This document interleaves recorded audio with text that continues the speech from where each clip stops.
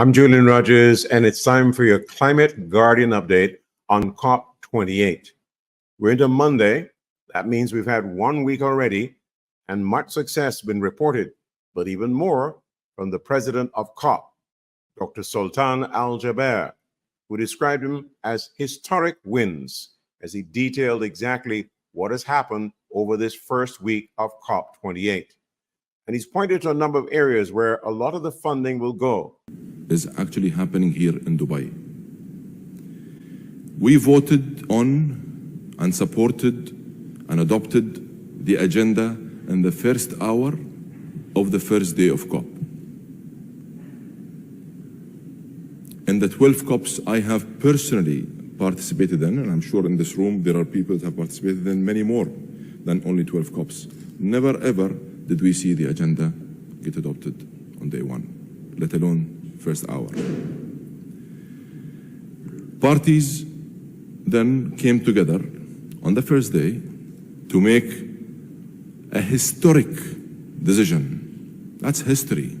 In fact, it's a breakthrough agreement on loss and damage. And we didn't only operationalize it, but we began filling it. And that's what I have been repeatedly saying. Our task is not only to operationalize it and establish or create an empty bank account. No, we made a promise. We want to operationalize it, and we want to agree the funding arrangements and start filling it. And that's exactly what happened. And again, that's the first time in any COP, on day one, such a decision gets adopted. This is historic. These are success stories. No one can deny those. It is also worth reminding everyone that the loss and damage was in real danger of not happening at all until we made a bold call and we requested to convene a special session in Abu Dhabi to get it over the line. And this happened right after the pre-COP, in the beginning of November. TC5 was never part of the agenda or part of the plan. But we took that bold decision to ensure that we give it our best shot and we utilize and capitalize on our abilities, expertise, network, partners, relationships to get it over the line. And yes, we got it over the line with the help and support of all parties. We also brought together the US and China in an unprecedented commitment to an economy-wide reduction of methane and other non-CO2 gases. These gases are over 80 times more damaging than CO2. Tackling methane will have massive near-term impact on keeping 1.5 within reach.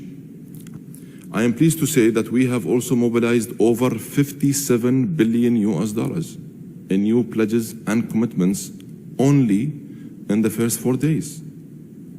$30 billion in a new custom-tailored UAE catalytic fund that is 100% focused on solutions and bridging gaps to climate change.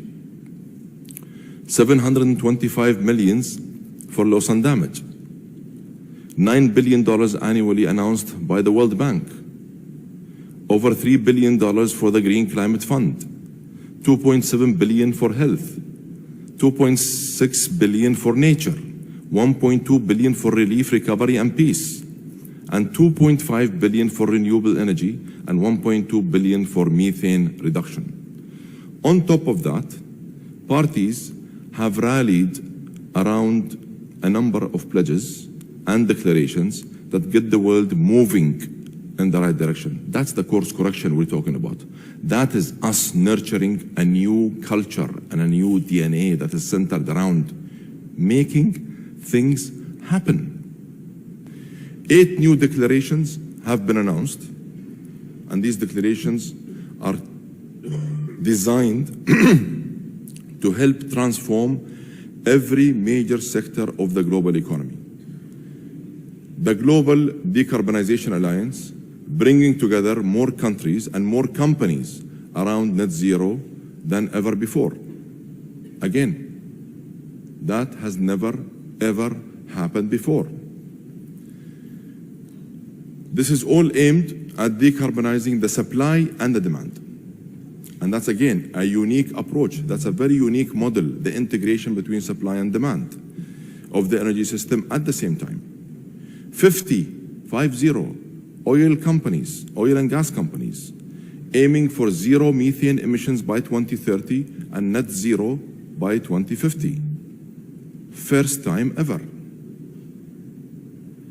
Plus, a global pledge to triple renewable energy and double energy efficiency. And I am especially proud that we have delivered first ever declarations on health and food systems. These have been two massive priorities for our COP presidency agenda. 3 additional declarations will be announced in the next few days, in the coming days, on hydrogen, cooling, and gender. The number of countries supporting these declarations and pledges is in fact growing. I am receiving a lot of great, in fact, overwhelming response, positive response from many around the world that are interested and keen to join hands. I will stay focused, laser focused on delivery and maintaining this momentum until we land the most ambitious response to the global stocktake. The president of COP delivering what could really be described as a stocktake, which is one of the terms they use in dealing with the climate change agenda. The weekend was not off for representatives attending COP28, among them the Caribbean teams of the Caribbean Development Bank, for instance. The president of that bank and his team were busy meeting with officials of the Inter-American Development Bank to talk about partnerships for development. Also, the Prime Minister of Barbados was busy. So too her advisor, Dr. Avinash Prasad, and the Secretary General of CARICOM, Dr. Carla Barnett, as well as Penelope Beckles of Trinidad and Tobago. The signing of the loan, the actual start of the projects, and the length of time that it takes for a number of reasons. The issue of capacity building, the complexities that exist in relation to the implementations of the loans. So it's how do we address those issues, because it means that it's going to be extremely difficult for a lot of us in the Caribbean to be able to meet the targets of which we speak about, especially when we link the Sustainable Development Goals and the 2030 agenda. So I think that focus has to be very, very critical in the mix. And I have to say, it probably requires a little more hand-holding, a little more assistance in terms of capacity building to ensure that in truth and in fact, what we are trying to achieve, that we do have literally the bodies on the ground who are able to assist us, or because the other complexibilities in terms of the vulnerability index for disaster preparedness and how do we deal with that debt for climate swap really requires that we ensure that we build capacity. I know, having been a governor of the bank myself, both of the CDB and the IDB, that the resources and the capacity is there, but in the region, I think we need it, or else that the changes of those lines that are 100 years old, and the impatience of our population now, especially with the challenges with climate risk, where you have in Trinidad, you can just have 15 minutes of rain, and I mean the flooding is just impossible to even describe. So I think that's really, I just want to focus on that. How could we ensure that the loans, the grants, that it is actually reaching to the population and those who intend to benefit, so that they can actually see that there is a big difference that is being made. All of us are facing the same lack of capacity issue. Yes. All of us have the same handful of people trying to do multiple things with multiple institutions. Yes. If the IDB and CDB were to fund, along with other donors, the IB, etc., A-class team, almost like a SWAT team of project preparation persons and people who can help in training but also doing at the same time, and that can move across the region. Because if I'm doing something and I'm good at it, I can do 3, 4, 5 countries at the same time because I'm handling it. But what it does is to take the pressure off, because the very principle of the revised Treaty of Chaguaramas is functional cooperation. And rather than all of us trying to replicate island by island by island, all of this project preparation facilities, can we not agree that the 4 institutions, along with then the EIB, come together, work with CARICOM, and help us fund a team that literally is available to be able to, and with the technological platforms that we have, they don't need to be in country all the time, so that they can help advance and monitor and ensure compliance rather than money remaining dormant and paying commitment fees that go back out. That's a great idea, and actually that's part of in the One Caribbean, we were thinking about capacity as very important.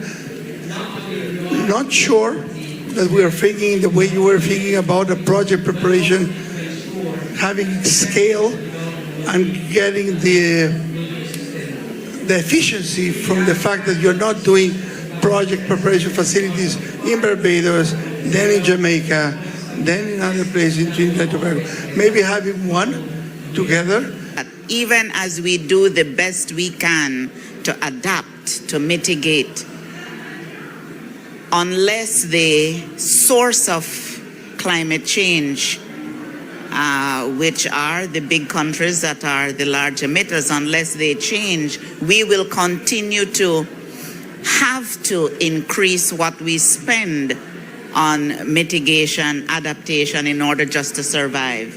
So for us, that's really the critical challenge, as best as I can put it together, that we face. It is about climate change and the undermining of our future. So I think we need to be able to use available concessional financing, and the cheapest and most available is the SDRs that exist. How do we mobilize more of those to actually give to that combined multi-sourcing that we are talking of, again, for deployment with purpose.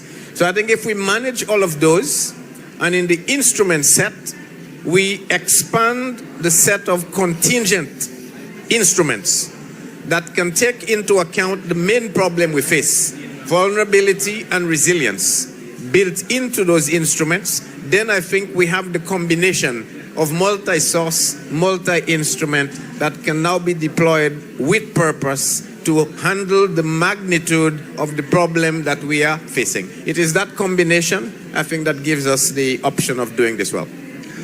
Especially when the financing that we need far exceeds the financing that's available. So how do we solve that problem? I think that we need to mobilize that bit of large financing that exists, which is the private sector, but the ability to get the private sector into adaptation and resilience is limited because the revenue streams aren't easily acceptable. So we need to get more public financing. The development banks need to be even bigger than they are today. But I think that because the amount we need is so large, that the ability of the development banks to lend on deep concessional terms is limited. The more deep concessional terms you have, there's limited the amount of money you can lend because it eats away at your capital. And so I think that a real pioneering example here is IDB Klima. Because I think what we can do with IDB Klima is you can lend at the rate at which with your AAA rating you can borrow at, as close as possible to that. And then say, if you perform on the resilience and sustainability, there's a grant and there's an incentive which lowers the cost of funding, but get other people to fund that performance.